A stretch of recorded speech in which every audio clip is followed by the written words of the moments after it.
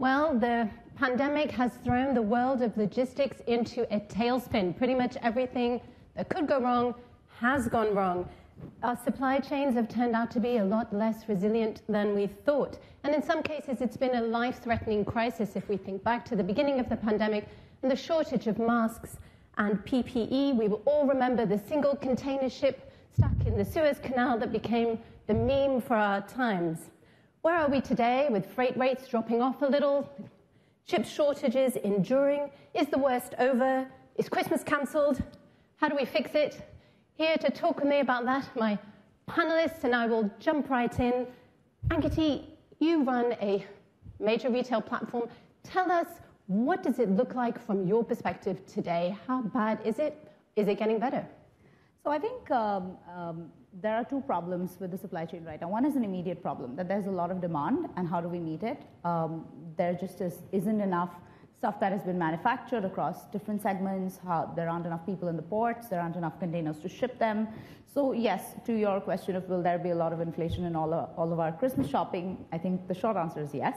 But then also all of this and the last 18, 24 months have exposed other fault lines in the supply chain. Lack of transparency, lack of digitization in it, lack of our ability to trace and track everything, which has exposed ESG vulnerabilities and so on and so forth, which are, I guess, longer-term problems. The good thing is that we all can see it now and can feel the impact much more than we did before the pandemic. So the work is really cut out for everybody. Absolutely. Sanjay, give us a sense of where we are in the world of chips. So with respect to the supply of chips, let me first point out that we at Micron, looking at the semiconductor industry as the fourth largest semiconductor company in the world, and the only company in the US, in fact, in the Western Hemisphere, that manufactures semiconductor memory and storage, we really have been a strong partner to our customer ecosystem. If you look at from cloud to the intelligent edge to the smart devices, all of this is really needing more and more electronics, more chips, and certainly needing more memory and storage solutions, which we provide, because everything today is about data. It's about data economy. So of course, throughout the pandemic, while we had strong focus on the safety of our team members and carefully following all the COVID protocols, we have been running our supply chains in an efficient fashion and making sure that we are able to supply our products to our customers. Again, in all of the end markets, in the tech ecosystem, the demand, whether it's work from home related demand or learn from home or e-commerce, the demand for semiconductor components such as memory and storage, DRAM and NAND, which Micron makes, has just gone tremendously high. So we invested in our supply chain to make sure that we had redundancy in operations. Our globally diversified footprint has been very helpful in this regard as well, because as COVID protocols were impacting production in certain areas, having redundancy certainly helped us. And all of this, along with the investments that we made in our supply chain, is improving the situation. Of course, the shortages across the semiconductor industry are still continuing. PC has been well known that with respect to having unmatched set of components to complete full production of PCs has impacted some of the demand for semiconductors in the ecosystem, as well as some of the shortages have impacted shipments of PCs to meet all of the end user demand. And similar shortages, of course, have existed in the automotive market as well, as is well known, due to the semiconductor component shortages. However, these are improving. The semiconductor industry has been working very hard, making investments, maximizing production with the installed capacity of production. While some of these shortages may continue during the course of calendar year 22, I would expect them to continue to gradually improve. Yes, some shortages may still last into 2023, but you would see, I believe, going forward in calendar year 22, continued improvements as the benefit of all of the investments in the semiconductor ecosystem bear fruit, as well as new technologies, new products help meet the strong demand. I would just like to remind everybody that today, the units that are being shipped in semiconductor industry are greater than the pre-pandemic level. It's just that the demand has skyrocketed for all the reasons that we just discussed. Absolutely. This is, of course, not our first rodeo. We have had supply chain crises before. Mike, you were involved in the aftermath of probably the largest one that most of us will remember, which is Fukushima. Why are we so bad at learning from our mistakes in supply chains, and are you confident that this time it might be better? Well, I think that the review of extended supply chains has been underway for a while, long before COVID. Really, when you look back 7 or 8 years, post-Fukushima, as companies were looking to see at their extended supply chains what kind of risks they were running, but also what the price differential really was. When prices were rising, costs were rising in China at 20% a year, companies began to revisit whether it made sense to put all of their production there or to diversify from there. And then you had the Trump trade tensions, which further introduced uncertainty into the supply chain, and then COVID. And COVID accelerated, just like it has in so many other areas. It accelerated trends that were already underway. I think what this points out to is that changing supply chains is actually a big deal, and it's hard, and it takes time, and it involves tens of billions of dollars of investment. So companies don't do it overnight, except in a very few sectors like textiles, where they can move quite quickly. But in most sectors, it is a major decision, and so it takes time to really look at that. And I think right now what they're looking at is making sure that they've got greater resilience and greater redundancy, a greater diversification, nearshoring perhaps where it's appropriate. And the question will be, what does that do to the cost base for supply chains going forward? Sanjay, can I ask you what this looks like from the semiconductor point of view? Because obviously we have a major vulnerability in Taiwan, and US companies trying to balance that, but some continuing to invest in China. What should we be doing about that particular vulnerable point in our supply chains? So clearly, China as well as Taiwan, I mean, these are important parts of the semiconductor supply chain and the technology supply chain. I think what is important, as has been realized through the COVID pandemic, is the importance of diverse supply chain footprint. And this is what businesses and companies have to do. And I would like to highlight here that Micron actually has a well-diversified manufacturing footprint. We have memory and storage, semiconductor wafer manufacturing in Singapore, in Taiwan, in Japan, as well as in the US, and assembly and test and packaging operations in Singapore, Malaysia, Taiwan, China. So having a globally diversified supply chain has become a necessity, and I think the pandemic has definitely taught us that, and this is going to be important going forward as well. At this point, I would love to ask all of you in the audience to join in with the questions with your poll that we will pull up. We'll have a question for you. Let me just see if we can pull up the questions, and at that point, you may be able to join in. There we go. How do you plan to increase supply chain resilience, focus on onshoring and nearshoring, invest more in automation, stockpiling for those toilet paper hoarders among us, diversify manufacturing? We will come back to that in a little bit to give you all time to vote. Well, let's talk a little bit about the decoupling part. And actually, in your area, you've obviously focused in Southeast Asia. What are you seeing in the supply chain? Is there this movement from China that we were expecting to see? Is it proceeding at the pace we were expecting? Absolutely. I think what has happened is that the pace of diversification, especially in the textile industry, has picked up in the last few years in general, and definitely got accelerated in the last couple of years. In part driven by COVID, but also driven by just how important it has now become for the textile industry to be more transparent and more, I wouldn't say everybody is driving ESG adoption the way they should, but it is becoming a more and more important thing. Now, for that to happen, there are some countries that have gained from that. Our platform has seen that shift as well, as in where international brands are saying, instead of focusing only on China, let me try and diversify my sourcing from India and Bangladesh and Indonesia and Vietnam and so on and so forth.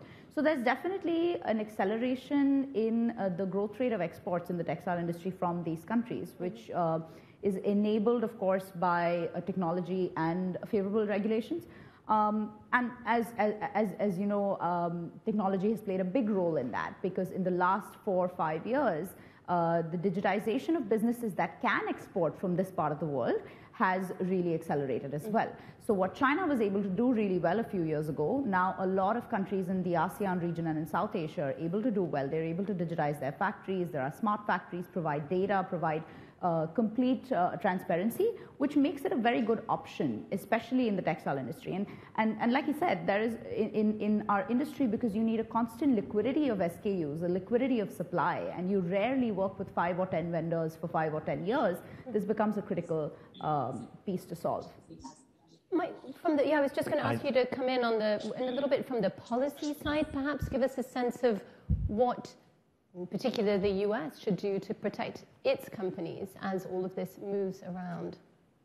Well, I wanted to very much agree with Ankiti's points, which is that as the cost of supply chains rises, it's because we're not going from necessarily the lowest cost option, but one that's more resilient, we've got to look for ways to make it more efficient. We always think of supply chains as being this incredibly efficient part of the global economy. It's actually quite inefficient. And when you think about how much paper is involved, how little digitization there is, how much check and cash payments happen at ports, it's really quite remarkable. There's a lot of work to be done to digitize the supply chain, digitize ports and freight forwarders and the like. And that can make it much easier, not just for big companies, but very importantly for small and medium-sized enterprises to participate in global trade. Big companies have large staffs who have their full-time job to manage these supply chain obstacles at the border. Small companies can't afford to do that. And so looking for ways to digitize how invoices are processed, provenance to track goods for the transparency, so that you can, for ESG or for other purposes, smart contracts so that payments happen automatically, moving from cash and check where it's very difficult to reconcile invoices to some kind of digital payments infrastructure that can really ensure that kind of efficiency is all the more important when we see new obstacles being put into the global trading system, whether that's through decoupling or trade tensions or countries or companies revisiting the nature of their supply chains. Sanjay, in the tech industry, is the digitization looking a little better than it is in the rest of the world economy? You know, certainly in the tech industry, digitization has been accelerated during the COVID timeframe. I'll give you an example of Micron itself. Micron fabs, wafer manufacturing plants used during COVID augmented reality to bring up new pieces of equipment in production lines. Typically, when you have to bring those new pieces of equipment in production line, there'll be several engineers from the key suppliers, from the key equipment suppliers, working on the equipment to help us bring it up, and they will be flying in from different parts of the world. During COVID, we implemented all of that using AR technologies, remotely installing and bringing up equipment into production successfully. So that's just one example. Of course, we have used technology in terms of driving yields, in driving variability, reducing variability in production, and producing even higher quality than ever before. So yes, even operations of team members working in a hybrid work environment, leveraging technology, all of this, very many examples of applying technology to really drive greater productivity and greater output capability in our production. And of course, as we have been discussing here, greater transparency is required in the supply chain. That requires collaboration. That requires technology, really building intelligent systems that can look at where are the bottlenecks with our suppliers and their suppliers so that we can proactively address any potential supply chain issues. This really has come to the forefront, brought into stark relief during COVID, and this is here to stay. These are all the trends that are ultimately driving strong secular demand trends for semiconductors, particularly for memory and storage, again, from cloud to the intelligent edge to smart storage devices. And as we look ahead through the rest of this decade, we really believe that these trends will continue to drive strong demand growth as well. And hence, Micron recently announced that over the course of the decade, we will be investing more than $150 billion in advanced leading-edge memory research and manufacturing around the globe in order to address the 2030 era demand. So I'm very optimistic and very excited about the potential for technology and how it is driving really acceleration of digitization across all industries. And they're all reliant on data, the kind of technologies and products that Micron makes.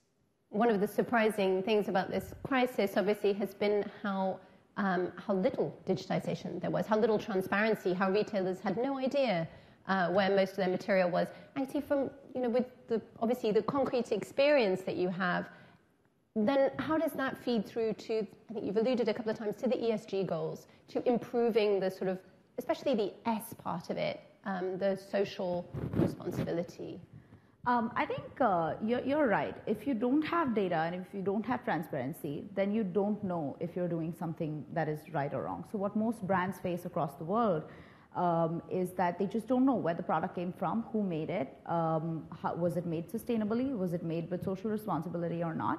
And perhaps the only way to really solve for that is to have technology integrated in the factory. And of course, we're in the business of making factories and suppliers smarter so they can connect globally with brands and businesses. And as we did that, especially over the last 2 years, where the demand from the brands for this kind of transparency was very high, one of the things that we learned was that perhaps an interesting way to drive the S part of the ESG in terms of adoption is to tie it back to the bottom line, or at least in the mid to long term tie it back to the bottom line, so that businesses don't feel like the cost of ESG adoption is very high when most of them are just recovering from the pandemic.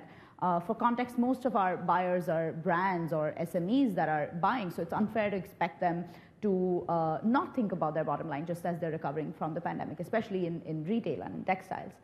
But like we were discussing earlier, there is a big problem in the textile industry, which is that if you don't know, if you don't have transparency, it takes about 4,000 liters of water to make a pair of jeans.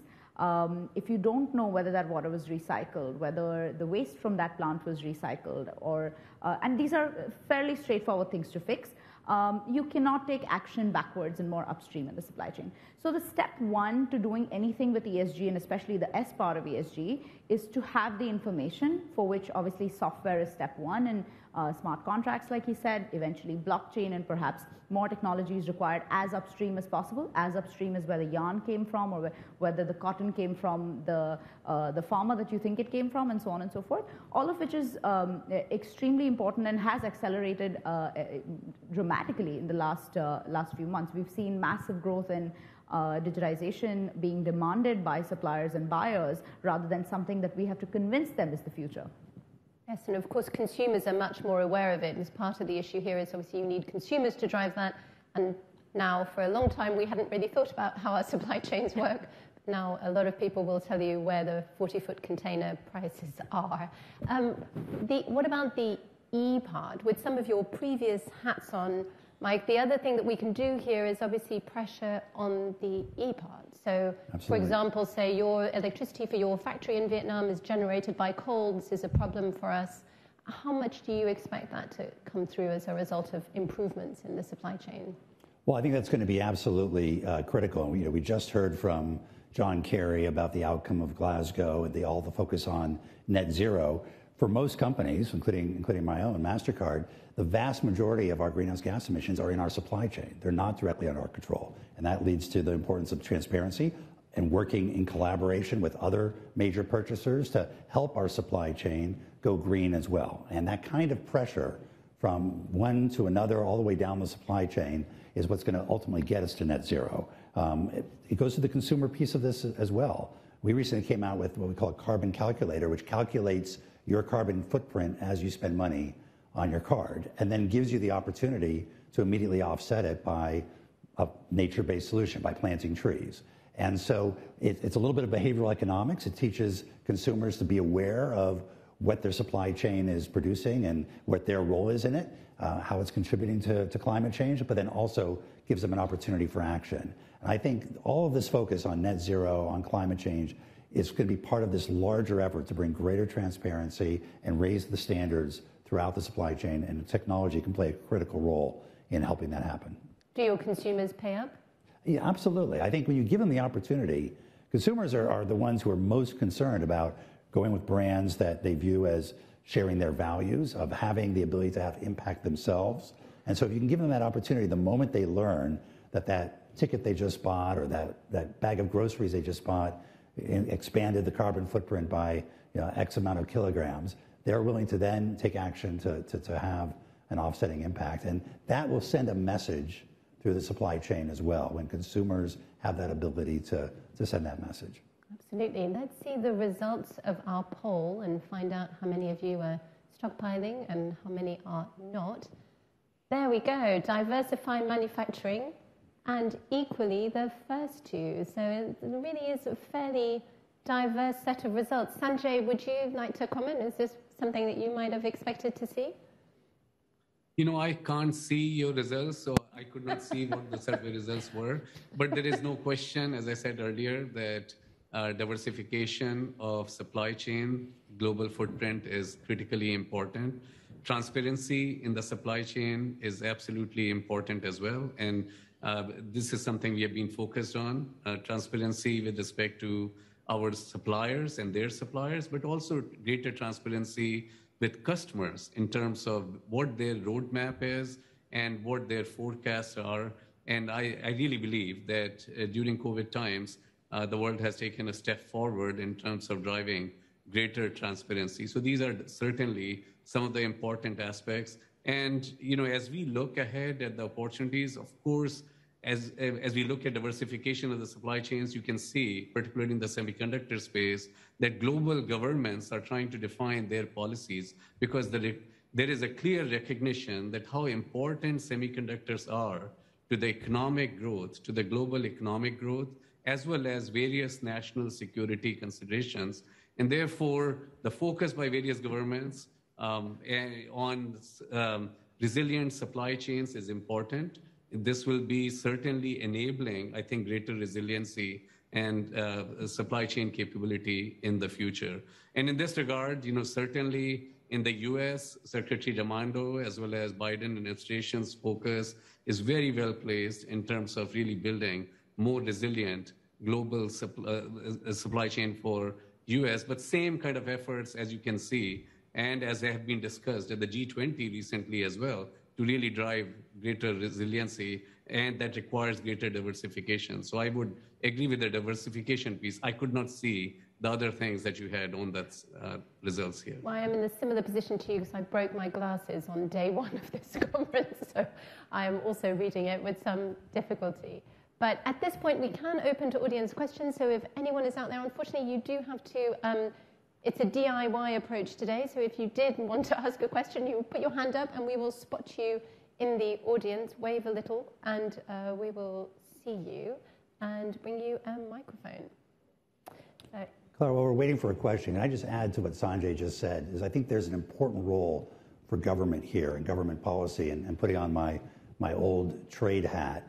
The one agreement the WTO has come up with that was truly multilateral is the trade facilitation agreement. And it really goes to the question of how to make supply chains and trade facilitation more efficient.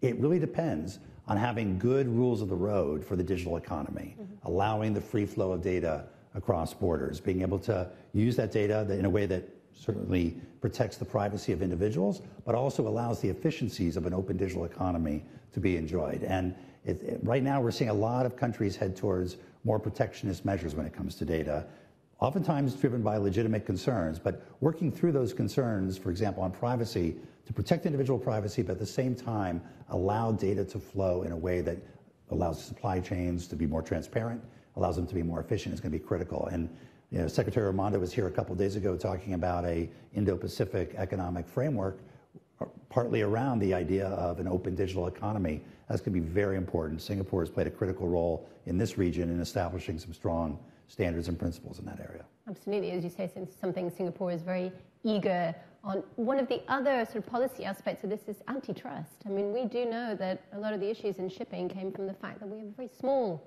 group of companies that control the bulk of shipping. And as you said earlier, the small guy is a lot more affected, and this is all of Ankiti's supply chain. What can be done on the antitrust side? Is that part of the solution? Well, I think competition is good, and we have to maintain competition in every sector.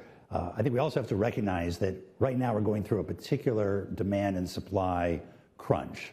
Over the years, I'll use the U.S. as an example, demand for goods has been going down for 30 years. Demand for services has been going up. That changed about a year ago, and demand for goods jumped significantly back about where it was 20 years ago.